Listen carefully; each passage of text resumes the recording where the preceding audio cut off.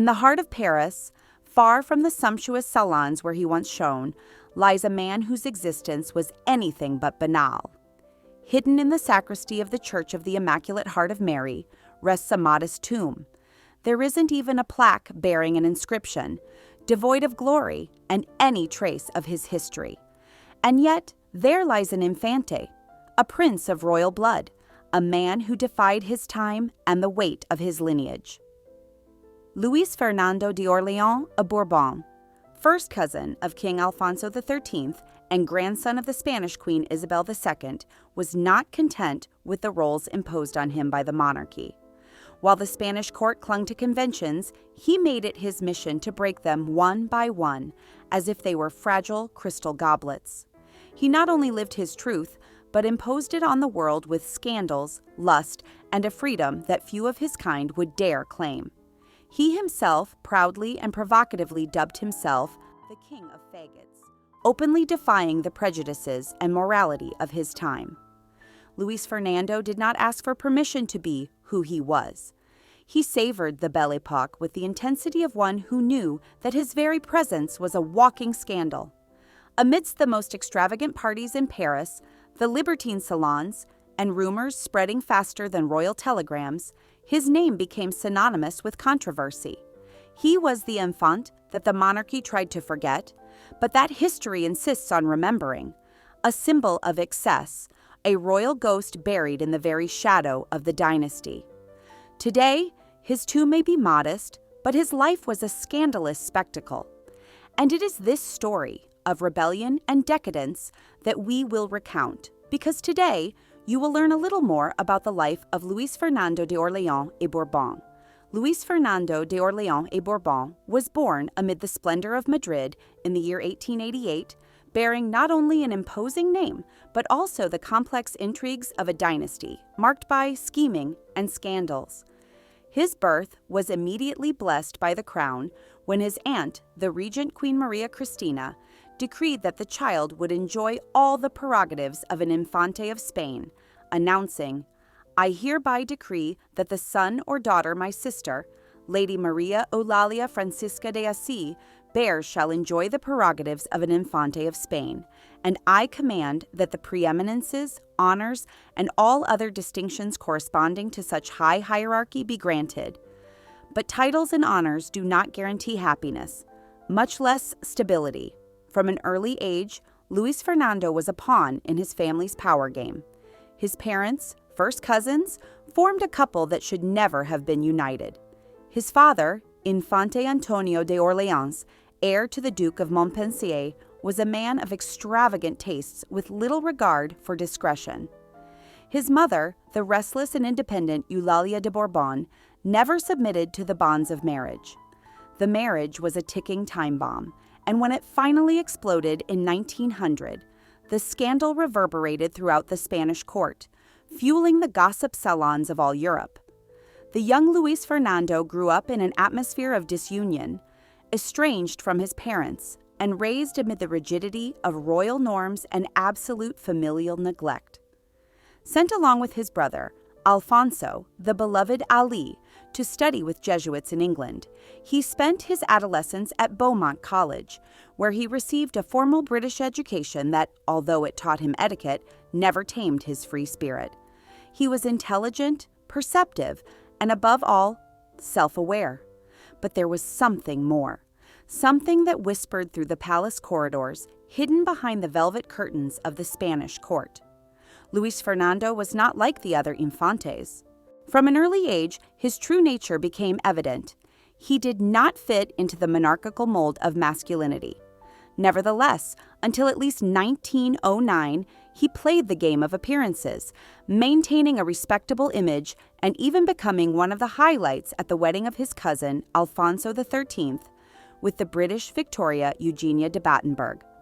However, the flame of his true identity burned within him, and it would not be long before that flame turned into a wildfire, once and for all burning the bridges that still connected him to the Spanish monarchy.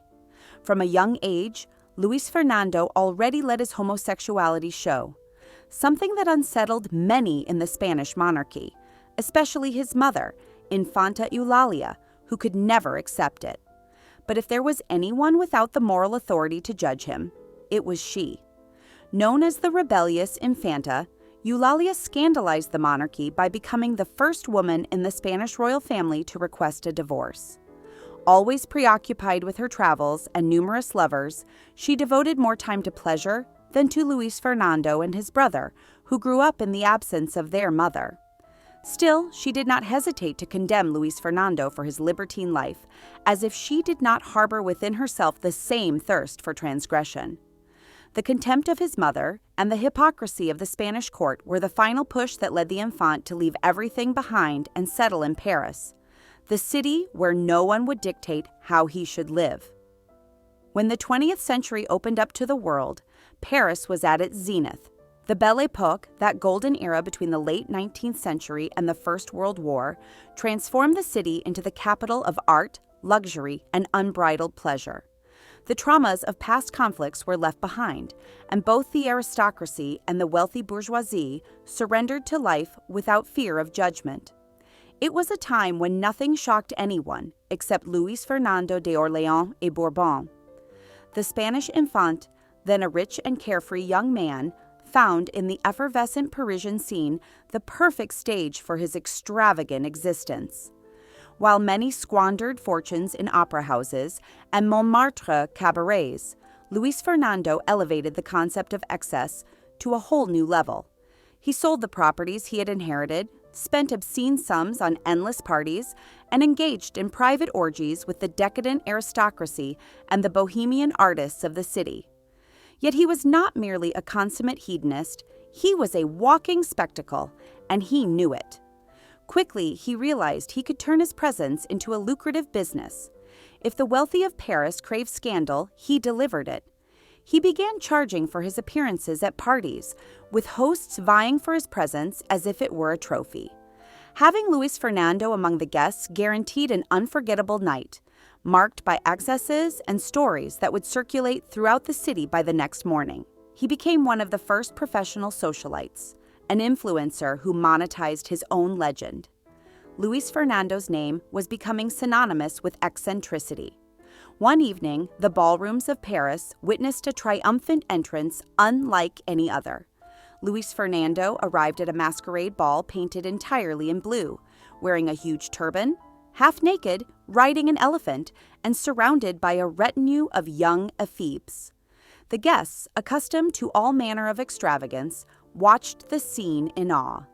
Luis Fernando reigned over that atmosphere of decadence and desire, playfully pushing the boundaries of what was acceptable, even in an era when almost everything was permitted. They shouted his name, toasted to his madness, and he smiled, a Spanish Infante living in Paris who turned his very existence into a spectacle. The Spanish monarchy, which no longer regarded him favorably, learned of the episode and was horrified. But Luis Fernando did not care. He did not live for kings. He lived for pleasure, excess, and the moment. But even he could not escape forever the consequences of his libertine life.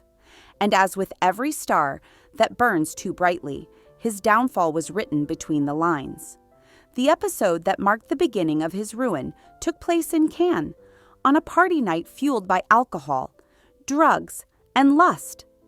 Alongside his inseparable lover, the Portuguese Antonio de Vasconcelos, Luis Fernando invited a young sailor to join them for an evening of revelry. But what began as yet another one of his debaucheries ended in tragedy.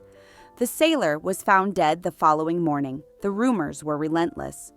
There were whispers of an overdose, even strangulation. Panic seized the circles of high society. Luis Fernando rushed to the Spanish embassy, desperate to explain what had happened. The Spanish royal family attempted to bury the case, but the French authorities decided to expel him from the country. King Alfonso XIII, already exasperated by the countless public humiliations wrought by his cousin, made an uncompromising decision. He stripped Luis Fernando of his title as Infante and banned his entry into Spain. He had ceased to be merely a walking scandal. He had become an official disgrace to the monarchy. Luis Fernando's response to this affront from his royal cousin was as sharp as his tongue and utterly prophetic. He declared, "I was born an Infante of Spain, and I will die as one, just as you were born a king of Spain, and will die as such, long after your subjects have given you the kick in the ass you deserve." Homeless, penniless, friendless, and stripped of all privileges, Luis Fernando wandered throughout Europe. To survive, he even resorted to dealing drugs. In Lisbon, he was arrested while attempting to cross the border disguised as a woman, caught with a suspicious quantity of cocaine. With no money left to bankroll the excesses of his past, he decided that he needed a definitive solution, a profitable marriage. In 1930, no longer young by the standards of his time, and at the age of 42, he found his perfect mark, Marie Constance Charlotte Say, a millionaire heiress 32 years his senior. The announcement of the marriage was a scandal. The bride's family tried to block the union, claiming that she was not of sound mind, but the courts ruled in favor of the couple. They were married in London and later in a religious ceremony in San Remo. He was given permission to return to Paris with his new wife, and for a time he resumed his life of luxury. But his nature was uncontrollable. He squandered Marie Say's fortune until she had to sell her castle to pay the bills. When the money ran out, he simply abandoned her without looking back. He attempted to marry another rich heiress. Apparently, preparations had even begun, since, disgraced or not, he was the grandson of Queen Isabel II, and everything the young heiresses of the time desired was to be part of the European aristocracy. In the end, however, the young woman's family changed their mind. It seems he had asked her father for money, and the man did not like it at all. He scrapped that marriage plan for his daughter and paid Luis Fernando a small fortune to make him disappear. World War II brought an unexpected twist for the exiled Infante. Who would have thought that the man who had been the symbol of debauchery would find a purpose in the darkest moments? Luis Fernando joined the French resistance, helping to save Jews, homosexual or not, and dissidents of the Nazi regime.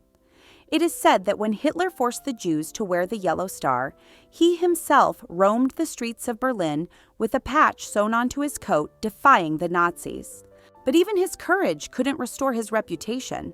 To his family, he remained the scandalous Infante, the disgrace of the monarchy.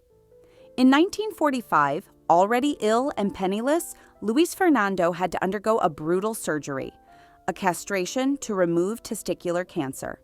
He did not survive. He died at the age of 56, alone and forgotten. When the news reached his mother, Infanta Eulalia, her response was icy, indifferent, and cruel. This was the best that could have happened to him. His funeral marked the end of his journey. The attendees could be counted on one's fingers. Not a single member of the royal family bothered to pay him homage. His body was buried without a name, without titles, without honors, in the sacristy of the Church of the Immaculate Heart of Mary in Paris. Until very recently, not even the sacristans knew to whom that forgotten tomb in the sacristy of the Church of the Immaculate Heart of Mary in Paris belonged. Luis Fernando de Orléans of Bourbon, the scandalous Infante, had been deliberately erased from history by the Spanish monarchy. The royal family's plan had always been clear: to silence his memory, to reduce his existence to mere oblivion, to put an end to his story. However, in recent years, Spanish writers have begun to rescue his legacy, bringing to light the extravagant and irreverent life they so desperately tried to conceal.